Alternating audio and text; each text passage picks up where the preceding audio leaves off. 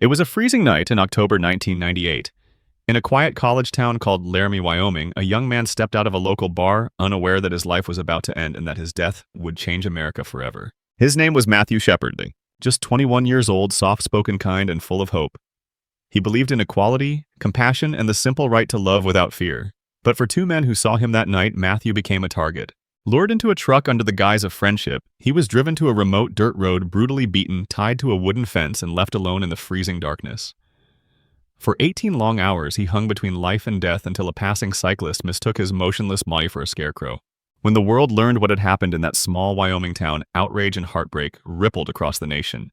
The name Matthew Shepard became more than a victim. It became a symbol of hate, of injustice, and of the desperate need for change. This is not just a story about violence, it's a story about humanity, and how one young man's suffering awakened a movement that demanded the world to look at itself in the mirror. Tonight, we revisit the crime that shook America to its core.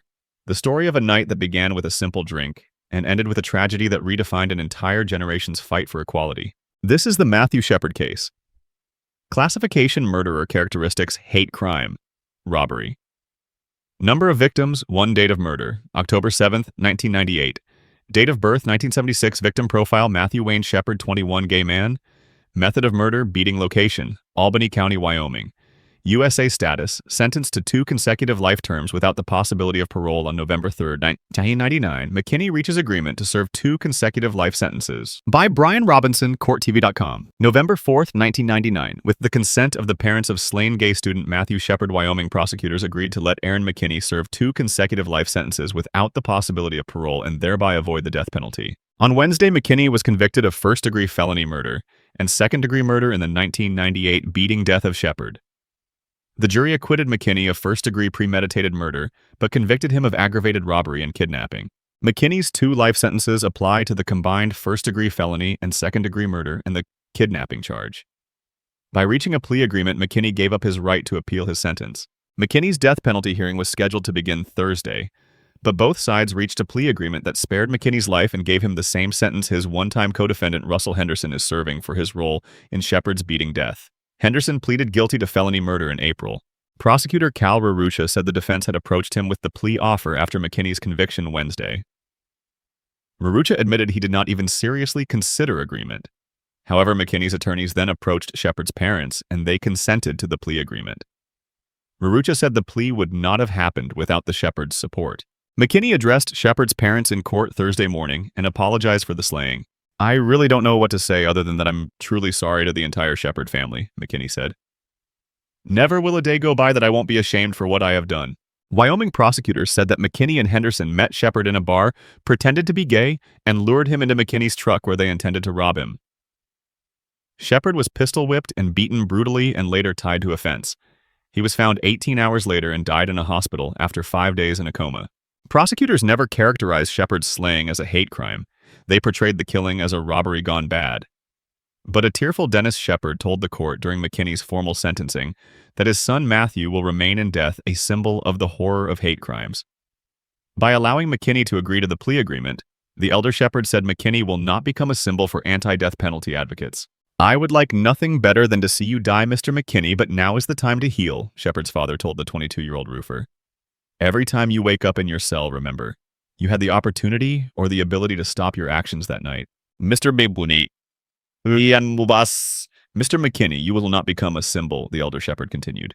"Just a miserable symbol and a more miserable end. That's fine with me." McKinney's defense had claimed at trial that he did not intend to kill Shepard. McKinney's actions, his defense said, were partly aggravated by abuse of alcohol and drugs. McKinney's lawyers also argued that an alleged unwanted sexual advance by Shepard sent their client into a rage that led to the gay student's fatal beating. Defense attorneys Dion Custis and Jason Tangeman would have wanted to further explore the alleged reasons for McKinney's violent reaction to Shepard's alleged advances, but could not. On Monday, Judge Barton Voigt barred McKinney's defense from presenting a so-called gay panic defense. The defense argued in opening statements that McKinney's rage and his fatal beating of Shepard was spurred partly by the defendant's own prior homosexual experience. The defense has contended that McKinney was sexually abused by a male neighborhood bully when he was 7 years old and had a confusing experience at age 15 with one of his cousins. But Judge Voigt, unconvinced that McKinney's lawyers had found a legal basis or established relevance for their arguments, torpedoed that defense theory. McKinney's lawyers insisted that they were not employing a gay panic defense. They argued that McKinney's prior homosexual experience and abuse would help explain why he reacted the way he did to Shepard's alleged advance and would give insight into his state of mind. McKinney, convicted of first-degree felony murder in Matthew Shepard slaying, November 3, 1999. Laramie, Wyo. Court TV. Armed with his incriminating confession to robbery, a Wyoming jury convicted Aaron McKinney of first-degree felony murder and second-degree murder in the 1998 beating death of gay student Matthew Shepard. The jury acquitted McKinney of first-degree premeditated murder, but convicted him of aggravated robbery and kidnapping. McKinney's death penalty hearing begins Thursday. At best, the jury could recommend life in prison without parole for McKinney. In a case that sparked the outrage of gay activists nationwide, Wyoming prosecutors said that McKinney and one-time co-defendant Russell Henderson met Shepard in a bar, pretended to be gay, and lured him into McKinney's truck, where they intended to rob him. Shepard was pistol-whipped and beaten brutally and later tied to a fence. He was found 18 hours later and died in a hospital after 5 days in a coma. Prosecutors never characterized Shepard's slaying as a hate crime. They portrayed the killing as a robbery gone bad. However, McKinney's defense claimed that he did not intend to kill Shepard. McKinney's actions, his defense claimed, were partly aggravated by abuse of alcohol and drugs. McKinney's lawyers also argued that an alleged unwanted sexual advance by Shepard sent their client into a rage that led to the gay student's fatal beating. Defense attorneys Dion Custis and Jason Tangerman would have wanted to further explore the alleged reasons for McKinney's violent reaction to Shepard's alleged advances, but could not. On Monday, Judge Barton Voigt barred McKinney's defense from presenting a so-called gay panic defense. The defense argued in opening statements that McKinney's rage and his fatal beating of Shepard was spurred partly by the defendant's own prior homosexual experience. The defense has contended that McKinney was sexually abused by a male neighborhood bully when he was 7 years old and had a confusing experience at age 15 with one of his cousins. But Judge Voigt, unconvinced that McKinney's lawyers had found a legal basis or established relevance for their arguments, torpedoed that defense theory. McKinney's lawyers insisted that they were not employing a gay panic defense. They argued that McKinney's prior homosexual experience and abuse would help explain why he reacted the way he did to Shepard's alleged advance and would give insight into his state of mind. However, in addition to Judge Voigt's ruling, McKinney's own confession damaged his defense. Initially, his lawyers argued that he never intended to rob Shepard and only took his wallet as an afterthought. But police investigators testified that they found Shepard's wallet in a dirty diaper in McKinney's home. McKinney's one-time girlfriend, Kristen Price, testified that he told her that he and Henderson had planned to pose as homosexuals and rob Shepard before he was beaten to death. In his confession, McKinney admitted his intention to rob Shepard and said he delivered the beating while Henderson stood by. "We really had no intention of hurting this guy," McKinney said. "It was to take him out and scare him and take his wallet and leave." McKinney also admitted hitting Shepard 3 more times when the gay student admitted he was still able to read back the license plate numbers on his assailant's truck. Jurors considered 2 kinds of first-degree murder charges: premeditated murder and felony murder. The felony murder charge refers to the prosecution's robbery and kidnapping allegations, and, unlike premeditated murder, does not require intent to kill. Felony murder only requires intent to commit the underlying felony. Both types of first-degree murder carry sentences of either life without parole or the death penalty. Henderson pleaded guilty to felony murder in April and was sentenced to 2 consecutive life terms. Jurors also had to consider a long list. Lesser-included charges against McKinney: second-degree murder, manslaughter, aggravated robbery, larceny, kidnapping, false imprisonment, and felonious restraint. Matthew Wayne Shepard, December 1, 1976, October 12, 1998, was a student at the University of Wyoming who was tortured and subsequently murdered near Laramie, Wyoming. He was attacked on the night of October 6-7, 1998, and died at Poudre Valley Hospital in Fort Collins, Colorado on October 12 from severe head injuries. During the trial, witnesses stated that Shepard was targeted because he was gay. Shepard's murder brought national as well as international attention to the issue of hate crime legislation at the state and federal levels. Russell Arthur Henderson pleaded guilty to felony murder and kidnapping, allowing him to avoid the death penalty. Aaron James McKinney was convicted of felony murder and kidnapping. Henderson is currently serving 2 consecutive life sentences, and McKinney is serving the same but without the possibility of parole. Background: Matthew Shepard was born in Casper, Wyoming, as the oldest son to Dennis and Judy Shepard. He attended Natrona Public Schools, including Crest Hill Elementary School and Dean Morgan Junior High School. He attended Natrona County High School from his freshman to sophomore year before transferring to the American School in Switzerland. After graduating from high school in 1995, he attended Catawba College and Casper College before he relocated to Denver. Shepard then became a first-year political science major at the University of Wyoming and was chosen as the student representative for the Wyoming Environmental Council. He was described by his parents as an optimistic and accepting young man who had a special gift of relating to almost everyone. He was the type of person who was very approachable and always looked to new challenges. Matthew had a great passion for equality and always stood up for the acceptance of people's differences. Because of his sexuality, Shepard faced physical and verbal abuse. During a high school trip to Morocco, he was beaten and raped, causing him to withdraw and experience bouts of depression and panic attacks, according to his mother. One of Shepard's friends feared his depression caused him to become involved with drugs during his time in college. The murder. Shortly after midnight on October 7, 1998, 21-year-old Shepard met McKinney and Henderson in a bar. McKinney and Henderson offered Shepard a ride in their car. Subsequently, Shepard was robbed, pistol-whipped, tortured, tied to a fence in a remote rural area, and left to die. McKinney and Henderson also found out his address and intended to rob his home. Still tied to the fence, Shepard was discovered 18 hours later by Aaron Kreifels, who at first thought that Shepard was a scarecrow. At the time of discovery, Shepard was still alive but in a coma. Shepard suffered a fracture from the back of his head to the front of his right ear. He had severe brainstem damage which affected his body's ability to regulate heart rate, body temperature, and other vital signs. There were also about a dozen small lacerations around his head, face, and neck. His injuries were deemed too severe for doctors to operate. Shepard never regained consciousness and remained on full life support. As he lay in intensive care, candlelight vigils were held by the people of Laramie. He was pronounced dead at 12:53 a.m. on October 12, 1998 at Poudre Valley Hospital in Fort Collins. Police arrested McKinney and Henderson shortly thereafter, finding the bloody gun as well as the victim's shoes and wallet in their truck. The two men had attempted to get their girlfriends to provide alibis. The trial. In court, the defendants used varying rationales to defend their actions. They attempted to use the gay panic defense, arguing that they were driven to temporary insanity by alleged sexual advances by Shepard. At another point, they stated that they had only wanted to rob Shepard and never intended to kill him. The prosecutor in the case charged that McKinney and Henderson pretended to be gay in order to gain Shepard's trust to rob him. During the trial, Chastity Paisley and Kristen Price, the respective girlfriends of McKinney and Henderson at the time of the event, testified under oath that Henderson and McKinney both plotted beforehand to rob a gay man. McKinney and Henderson then went to the Fireside Lounge and selected Shepard as their target. McKinney alleged that Shepard asked them for a ride home. After befriending him, they took him to a remote area of Laramie where they robbed him, beat him severely, and tied him to a fence with a rope from McKinney's truck, while Shepard begged for his life. Media reports often contain the graphic account of the pistol whipping and his smashed skull. It was reported that Shepard was beaten so brutally that his face was covered in blood except where it had been partially washed clean by his tears. Both girlfriends also testified that neither McKinney nor Henderson was under the influence of drugs at the time. Henderson pleaded guilty on April 5, 1999, and agreed to testify against McKinney to avoid the death penalty. He received 2 consecutive life sentences. The jury in McKinney's trial found him guilty of felony murder. As it began to deliberate on the death penalty, Shepard's parents brokered a deal resulting in McKinney receiving 2 consecutive life terms without the possibility of parole. Henderson and McKinney were incarcerated in the Wyoming State Penitentiary in Rawlins, but were transferred to other prisons due to overcrowding. 2020 report. In late 2004, ABC's Elizabeth Vargas reported on an investigation into the murder for the television program 2020.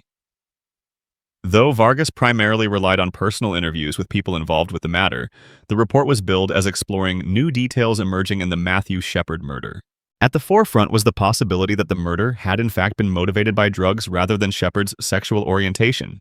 McKinney Henderson and Kristen Price, McKinney's girlfriend, claimed in these interviews that the attack was a result of heavy drug use, a robbery, and a beating gone awry. Price, in her interview with Vargas, ultimately openly remarked, "I do not think it was a hate crime at all. I never did."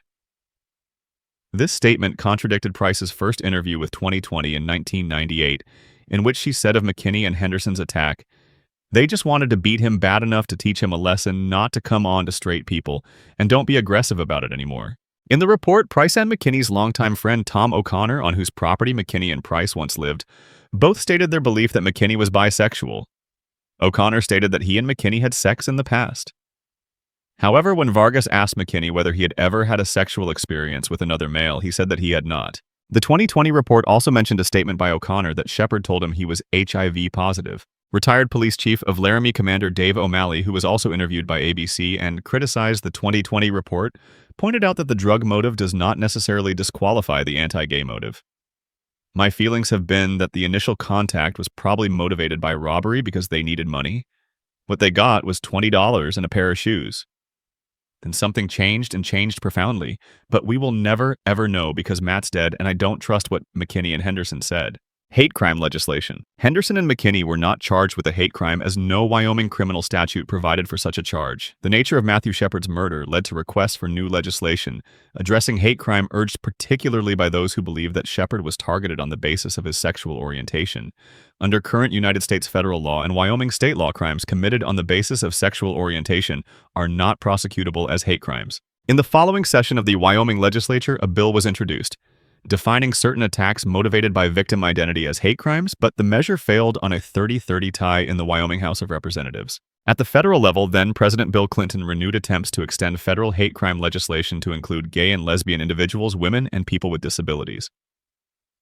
These efforts were rejected by the United States House of Representatives in 1999. In 2000, both houses of Congress passed such legislation, but it was stripped out in conference committee. On March 20, 2007, the Matthew Shepard Act was introduced as federal bipartisan legislation in the U.S. Congress, sponsored by Democrat John Conyers with 171 co-sponsors. Matthew's parents, Judy and Dennis, were present at the introduction ceremony. The bill passed the House of Representatives on May 3, 2000. Similar legislation passed in the Senate on September 27, 2007, but then President Bush indicated he might veto the legislation if it reached his desk. He did veto the bill in 2000. On December 10, 2007, congressional powers attached bipartisan hate crimes legislation to a Department of Defense authorization bill, though failed to get it passed. Nancy Pelosi, Speaker of the House, said she is still committed to getting the Matthew Shepard Act passed. Pelosi planned to get the bill passed early in 2008, though did not succeed in that plan. Following his election as 44th President of the United States, Barack Obama stated that he is committed to passing the act. The U.S. House of Representatives debated expansion of hate crimes legislation on April 29, 2009. During the debate, Representative Virginia Foxx of North Carolina called the hate crime labeling of Matthew Shepard's murder a hoax.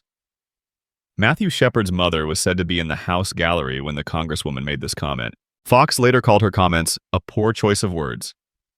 The House passed the act designated H.R. 1913 by a vote of 249 to 175. The bill was introduced in the Senate on April 28 by Ted Kennedy, Patrick Leahy, and a bipartisan coalition. It had 43 co-sponsors as of June 17, 2009, and is currently on the route to being voted upon.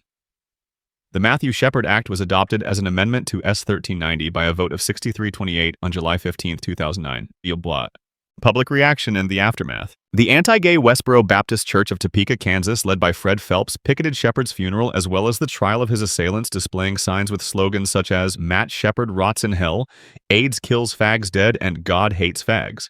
When the Wyoming Supreme Court ruled that it was legal to display any sort of religious message on city property if it was legal for Casper's Ten Commandments display to remain, Phelps attempted and failed to gain city permits in Cheyenne and Casper to build a monument of marble or granite, 5 or 6 feet 1.8 meters in height, on which will be a bronze plaque bearing Shepard's picture and the words, "Matthew Shepard entered hell October 12, 1998 in defiance of God's warning. Thou shalt not lie with mankind as with womankind. It is abomination." Leviticus 18:22. As a counter-protest during Henderson's trial, Romaine Patterson, a friend of Shepard's, organized a group of individuals who assembled in a circle around the Phelps group, wearing white robes and gigantic wings resembling angels that blocked the protesters. Police had to create a human barrier between the two protest groups. While the organization had no name in the initial demonstration, it has since been ascribed various titles including Angels of Peace and Angel Action. The fence to which Shepard was tied and left to die became an impromptu shrine for visitors who left notes, flowers, and other mementos. It has since been removed by the landowner. Many musicians have written and recorded songs about the murder. 3 narrative films and a documentary were made about Shepard, the Laramie Project, the Matthew Shepard story, Anatomy of a Hate Crime, and Laramie Inside Out. The Laramie Project is also often performed as a play. The play involves recounts of interviews with citizens of the town of Laramie, ranging from a few months after the attack to a few years after.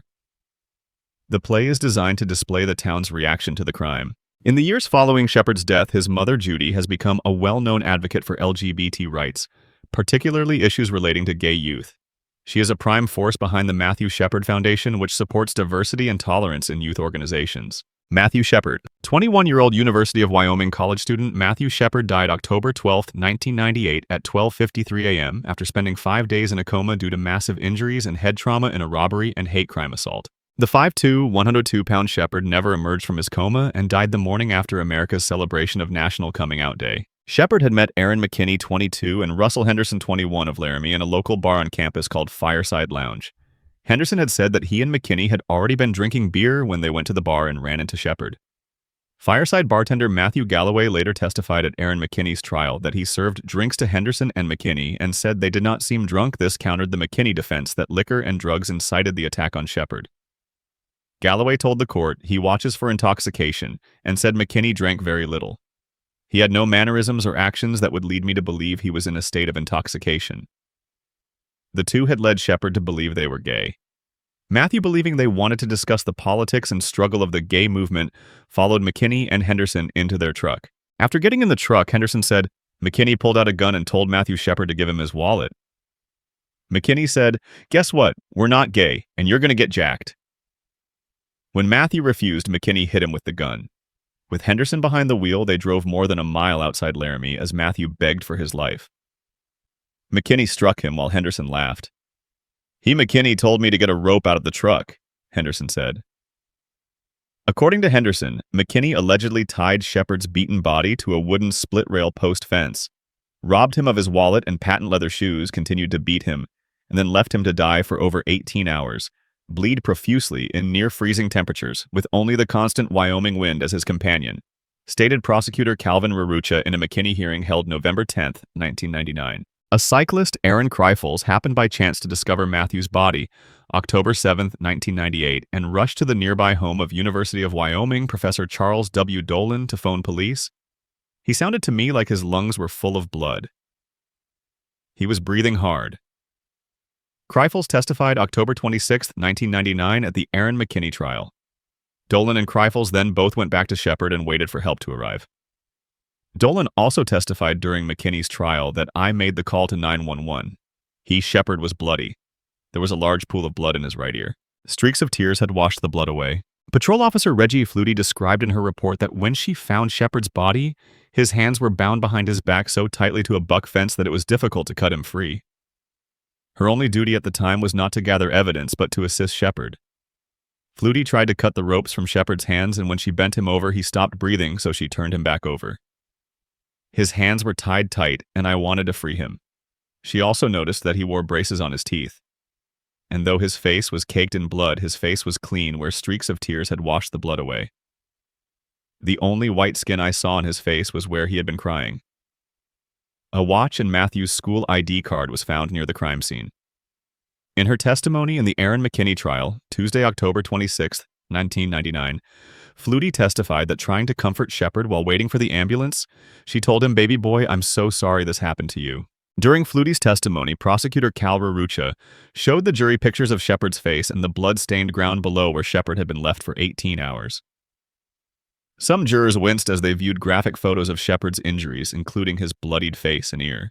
"Baby boy, I'm so sorry this happened to you." Matthew Shepard was taken to Poudre Valley Hospital in Fort Collins, where doctors determined Matthew's full extent of injuries. What was earlier reported as burns turned out to be welt marks from beatings via a blunt object. Matthew's skull was so badly crushed that his brainstem was seriously damaged, meaning that vital functions, including his heartbeat, breathing, and temperature control, were critically impaired, and doctors were unable to operate. Hospital staff inserted a drain in his skull to reduce pressure caused by his swollen brain, used a ventilator to keep Matthew breathing, and inserted a tube in his throat to keep his airway open. Even with these measures, Matthew's blood pressure began to dive around midnight. His parents had flown in from Saudi Arabia where his father worked. They remained at his bedside until Matthew passed away. McKinney and Henderson were charged with first-degree murder, which carried with it the possibility of the death penalty. They were also charged with kidnapping and aggravated robbery. A .357 Magnum is suspected of being the weapon with which Shepard was beaten with, was found in McKinney's home, police said. Two women described as the suspects' girlfriends, Chastity Vera Pasley, 20, and Kristen Leanne Price, 18, were charged as accessories after the fact of first-degree murder. On December 23, 1999, Paisley pleaded guilty to her charges. The two women allegedly hid the bloody shoes of Henderson in a storage shed in Paisley's mother's home and provided the suspects with alibis. Shepard's shoes coat and credit card were found in McKinney's pickup truck. His wallet was later found at McKinney's home wrapped in a dirty nappy in a garbage pail. Could he feel the pain? Could he be thirsty? Could he feel the cold? Dr. Patrick Allen of the Larimer County, Colorado Coroner's Office, which performed the autopsy on Matthew Shepard, testified in the Aaron McKinney trial that some of Shepard's injuries were caused by fists, but the skull fractures were caused by a blunt instrument consistent with that of a gun. Matthew Shepard died as a result of the blunt trauma injuries he sustained to his head and face. Albany County District Attorney Cal Rarucha questioned Dr. Allen. Allen, when Matthew Shepard was tied to the fence, could he feel the pain? Could he be thirsty? Could he feel the cold? Yes, he may have felt pain because he may never have completely lost consciousness, Dr. Allen said. Shepard's brutal murder has sparked outcries from all political organizations.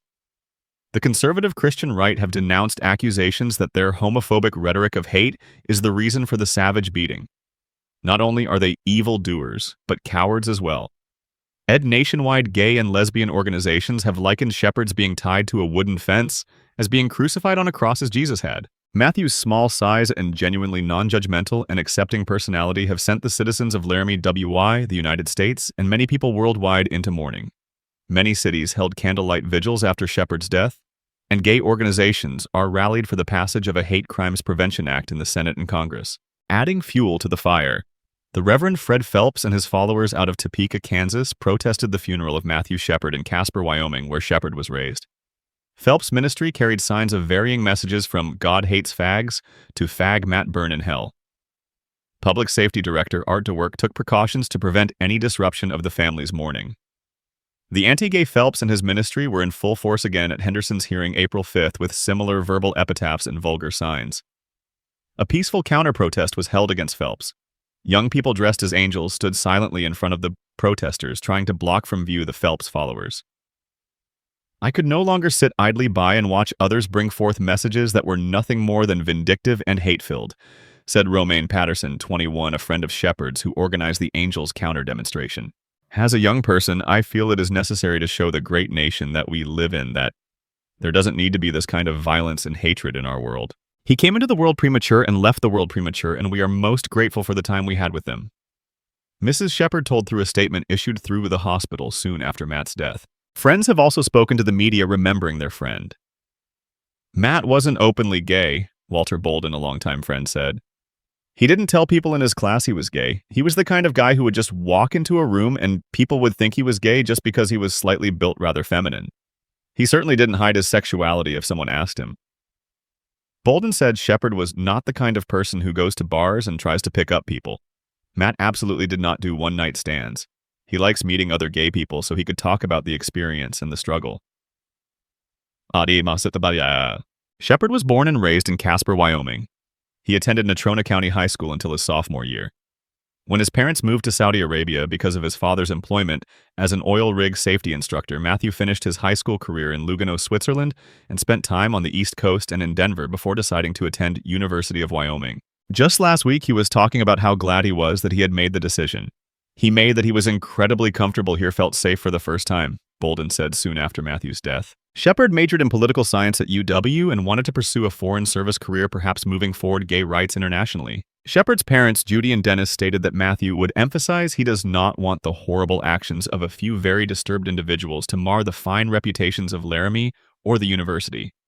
Dennis Shepard reportedly relayed through Wyoming Governor Jim Geringer that he did not want his son's death to become a media circus and that we should not use Matt to further an agenda. Geringer said that Shepard's father also said, "Don't rush into passing all kinds of new hate crimes laws. Be very careful of any changes and be sure you're not taking away rights of others in the process to race to this." Russell Henderson pleaded guilty on April 5th and was sentenced to 2 life terms in prison with virtually no possibility for parole, while Henderson's girlfriend, Chastity V. Paisley, was sentenced to 15 to 24 months in prison. "He was my son, my firstborn, but more he was my friend, my confidant." At Henderson's sentencing trial April 5, 1999, appearing solemn and wearing gray pants and a light gray shirt, he rose and made a brief apology to Shepard's parents. I hope you never experience a day or night without experiencing the terror, humiliation, hopelessness, and helplessness my son felt that night. Judy Shepard told him through her tears. He was my son, my firstborn, but more, he was my friend, my confidant, my constant reminder of how good life can be, she said. Dennis Shepard described Matthew as a son blind to people's differences, a friend to people of all nationalities, religions, and lifestyles. Who will be their friend now? He asked Henderson. Recalling moments from his son's childhood, Shepard described how he taught Matthew to sing "Row, row, row your boat," "Frere Jacques," and "Twinkle, twinkle, little star." Turning to face Henderson at his sentencing, he said, "You, Mr. Henderson, sank the boat, ruined Jacques, and shot down the star." Judge Jeffrey Donnell told Henderson he did not believe Henderson was truly sorry for the savage and brutal crime. Quite frankly, the court does not believe you really feel a true sense of remorse for your role in this matter.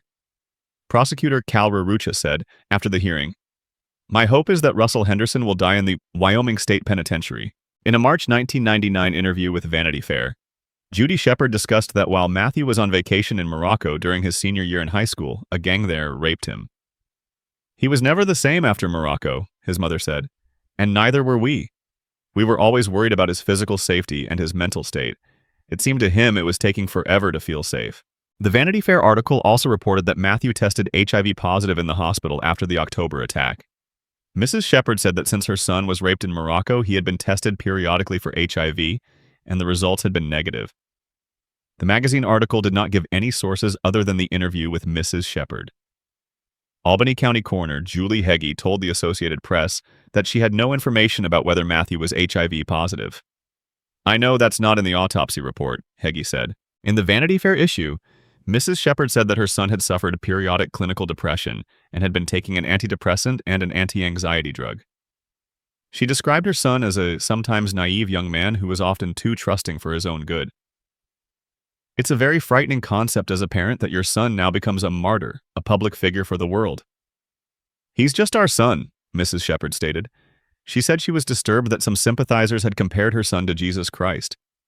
"You must understand it's like putting him on a pedestal that just won't work. I'm concerned that if people find out he wasn't a saint, they'll be disappointed or angry or hate him," Mrs. Shepard declared.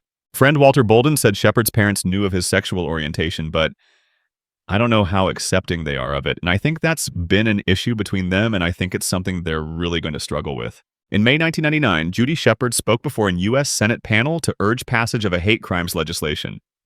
"I will never again experience Matt's laugh, his wonderful hugs, his stories," she said.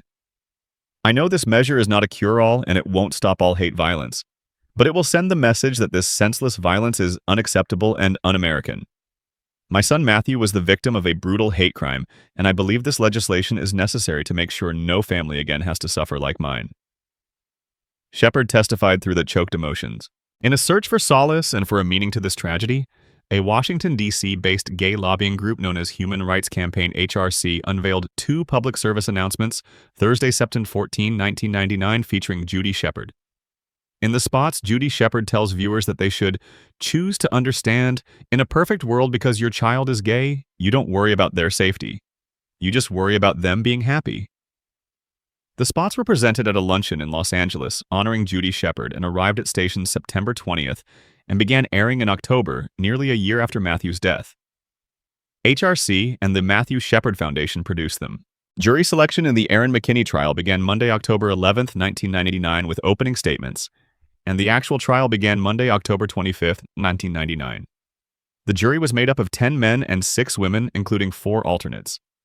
3 students attending the University of Wyoming, where Shepard was a freshman studying human rights, were also seated on the jury. Defense lawyers Jason Tangeman and Dion Custis outlined their strategy in their opening statements to the jury by clearly blaming everything but the accused for the murder. Tangeman told the jury that drugs, alcohol, and past instances of sexual abuse on defendant Aaron McKinney, as well as overt sexual advances by diminutive Shepard, all conspired against McKinney to commit the crime. Tangeman told the jury several instances in which McKinney, starting at age 5, had been abused by other boys. In one case, when he was 7, McKinney had been forced to perform oral sex and engage in a sexual act with another 7-year-old neighborhood bully who deemed McKinney a homosexual. Tangeman also noted a confusing experience at age 15 with one of McKinney's cousins. Tangeman said the defendant was sexually abused as a child and lost control when Shepard made a pass at McKinney. Coupled with the fact that he was under the influence of drugs and alcohol, his past sexual abuse provoked the rage that led to him beating Shepard. Tangeman quoted McKinney's testimony to the police. "I don't know what happened. I blacked out. I felt possessed. It was like I left my body. It's like I could see what was going on, but somebody else was doing it," McKinney said on the police confession tape. McKinney said he and Henderson spent the $20 they took from Shepard's wallet on cigarettes, coke, and gas in the car. Mostly the purpose was to take him home and get his wallet.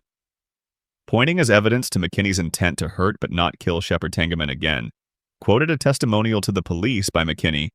"I didn't intend to kill him. I just hit him too hard." On this basis, McKinney's defense admitted McKinney's involvement and participation in the crime, even instigation of it, but instead are asked jurors not to convict on charges of first-degree murder, but instead on manslaughter, which does not carry the death sentence as a penalty. Did Matthew Shepard deserve to die? No, that's ridiculous. No manslaughter victim deserved to die. That's what Aaron McKinney is guilty of manslaughter, said Tangeman. Tangeman outlined the events of October 6, 1998 in his opening statements to the jury as such. McKinney and Henderson went to a few local bars after work and stopped at the fireside where they met Shepard. After buying a pitcher of beer with their change, McKinney and Henderson played pool. Eventually, Shepard headed down to the bar where Henderson and McKinney were sitting. Eventually, he asks for a ride home. From the demeanor of Mr. Shepard, McKinney thought he was gay, Tangeman said. Matthew Shepard grabbed McKinney's genitals and licked his ear, and at that point his past traumas bubbled up inside him, and fueled by drugs and alcohol. In his own words, he left his body, Tangeman stated. Fellow defense attorney Dion Custis further stated that Shepard, not McKinney, was the aggressor the night he died and that he sought out McKinney and Henderson for a ride. Custis suggested that Shepard was looking for a sexual partner that night, and even gave McKinney a false home address while they drove. Custis said, Shepard made an unwanted advance towards McKinney when he put his hands on the defendant's groin and stuck his tongue in McKinney's ear. These acts sent McKinney into 5 minutes of rage and chaos. Matt Shepard begged for his life, but McKinney gave him blow after blow. Prosecutor Cal Rarucha knew the gay panic defense was coming and counterattacked with his opening outline of the events that happened. Fireside employees will testify if anything stood out, it was the fragileness of Shepard, Rarucha stated. Henderson and McKinney approached Shepard. They had talked and agreed to rob Shepard.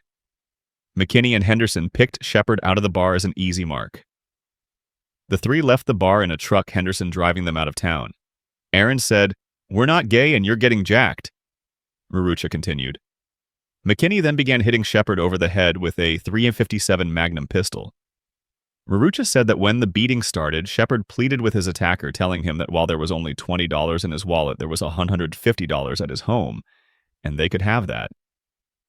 After stopping in a deserted field, McKinney made Shepard get out of the truck. McKinney was worried Mr. Shepard could see his license plates, Rarucha said. Rarucha said, McKinney asked, "Can you read my license plate?" Matthew Shepard said, "Yes, I can read your license," and read it. This further enraged McKinney, who struck him 3 more times over the head as hard as he could, knocking him unconscious. "He read it back to me and I hit him again," McKinney said in his taped confession to the police. Matt Shepard begged for his life. Matt Shepard negotiated for his life, but McKinney gave him blow after blow, Rarucha said. Rarucha said his case would not deal with Shepard's gay lifestyle. It will simply be about the pain, suffering, and death of Matthew Shepard at the hands of the defendant, Aaron James McKinney.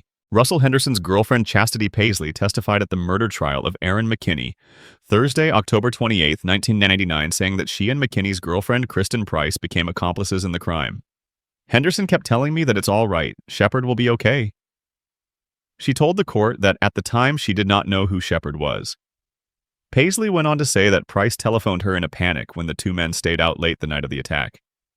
She was kind of freaking out. She said Aaron just came in and said he killed somebody. This led to objections by the defense that the remarks were hearsay.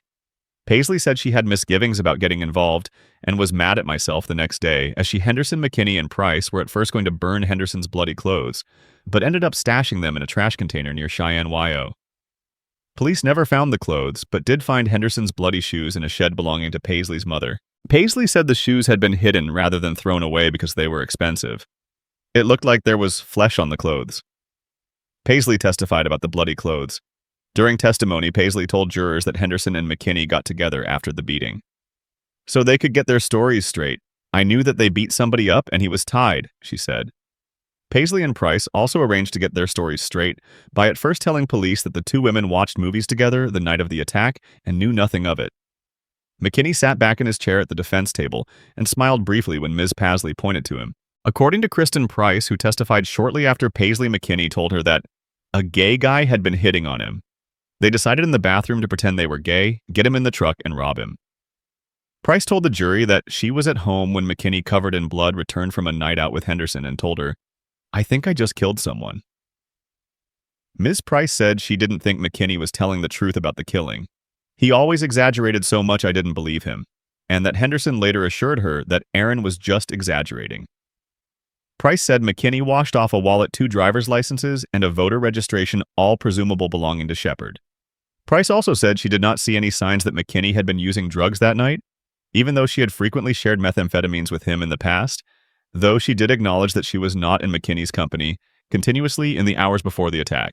During direct examination by the prosecution, Price testified that McKinney had said that Shepard touched either his leg or Henderson's leg while they were in the truck. However, during cross-examination, defense had her agree that McKinney said Shepard touched his leg.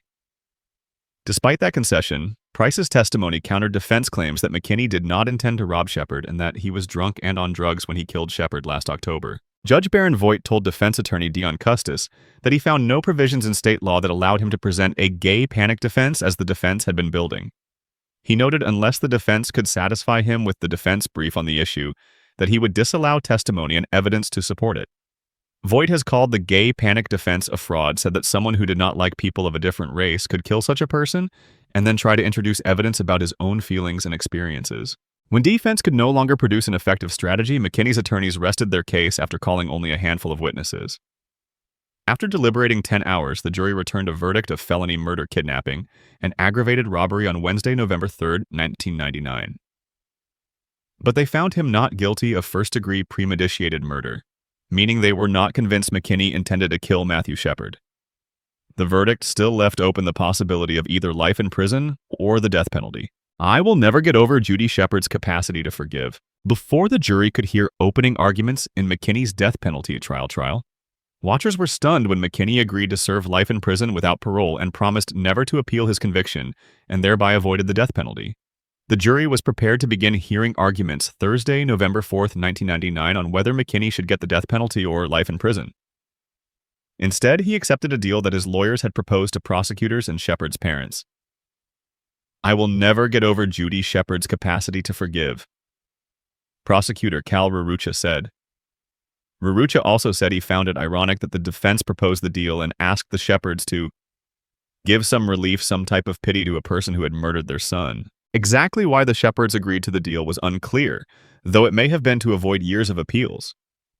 Rarucha said the appeal process is almost inhumane. Dennis Shepard spoke in court Thursday to Mr. McKinney. I would like nothing better than to see you die, Mr. McKinney, but now is the time to begin the healing process. Every time you celebrate Christmas, a birthday, or the 4th of July, remember? Matthew isn't. Every time you wake up in that prison cell, remember you had the opportunity and the ability to stop your actions that night. You screwed up, Mr. McKinney, Shepard said. You made the world realize that a person's lifestyle is not a reason for discrimination, intolerance, persecution, and violence. As Shepard spoke, he paused at times to wipe away tears, his voice breaking. Several jurors wept along with members of both legal teams, spectators, Shepard's mother Judy, and friends of the Shepards. McKinney's eyes welled up as he listened. McKinney's stepsister Afton walked out crying, her head resting on McKinney's father's shoulder. I really don't know what to say other than that I'm truly sorry to the entire Shepard family, Aaron McKinney said in court. Never will a day go by I won't be ashamed for what I have done. Dennis Shepard said his family wanted the trial to show that this was a hate crime pure and simple with the added ingredient of robbery. He also asked Congress to pass a stronger hate crime law and said he supports the death penalty. Since McKinney's trial ended and the gag order associated with it lifted, investigators Debris and O'Malley have been spreading an additional message as well. There is absolutely no proof that Shepard groped McKinney as defense attorneys insisted at the trial. The investigators were able to reveal last week that in the confession Henderson made 3 days following his plea bargain, he said he had no awareness of Shepard having made any such move towards McKinney, and Shepard was squeezed between the two assailants in the front seat of McKinney's father's truck at that time. Even McKinney's own taped confession, which refers at one point to Shepard grabbing at him at another point, says it was as if he was going to do so. Henderson's confession also details the advanced planning of the robbery, his and McKinney's pretending to be gay to lure Shepard to the truck, and McKinney's attack on Shepard beginning in the truck and continuing for some minutes there before the trio reached the notorious fence.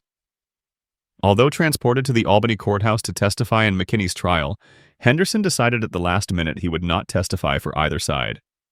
As for whether the attack was actually a hate crime, Debris told Salon magazine that McKinney and Henderson knew damn well Shepard was gay. It started out as a robbery and burglary, and I sincerely believe the other activity, the repeated pistol whipping that killed Shepard, was because he was gay.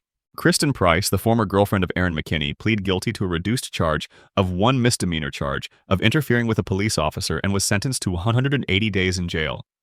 She was credited with 120 days for time already served, and the remaining 60 days were suspended. Russell Henderson and Aaron McKinney are currently serving 2 life sentences after pleading guilty to the robbery and murder of Matthew Shepard. Price's accomplice and Henderson's former girlfriend, Chastity Paisley, is serving 15 to 24 months as an accessory. We need to do this for Matthew and to keep this from happening again. Matthew Shepard's parents, Dennis and Judy Shepard, visited Washington, D.C. November 8, 1999, to lobby for passage of the Hate Crimes Prevention Act, HPCA, which, among other provisions, would make sexual orientation a protected category under federal hate crimes law. "This is one piece of unfinished business that we have now that the trial is over," Dennis Shepard said. "We need to do this for Matthew and for everybody else to keep this from happening again." The Shepards met with U.S. Attorney General Janet Reno and with President Bill Clinton's Chief of Staff John Podesta, who assured them that both Clinton and Vice President Al Gore are committed to enacting the law. Matthew Shepard's story did not end on that lonely Wyoming fence. In the years that followed, his parents turned their grief into purpose. They built the Matthew Shepard Foundation, a voice for change, for tolerance, and for every person who has ever been afraid to live as themselves. In 2009, the United States passed the Matthew Shepard and James Byrd Jr. Hate Crimes Prevention Act, a law that finally recognized hate as a crime in its truest form. But the message Matthew left behind goes beyond politics and legislation. It's a reminder that behind every statistic there is a human being. Behind every headline there is a family shattered and a voice that deserves to be heard. His light was taken too soon, but his story continues to illuminate the darkness of hate. If Matthew's story moved you, share this video, because awareness saves lives. Don't forget to like, subscribe, and turn on notifications so you never miss another true story that deserves to be remembered.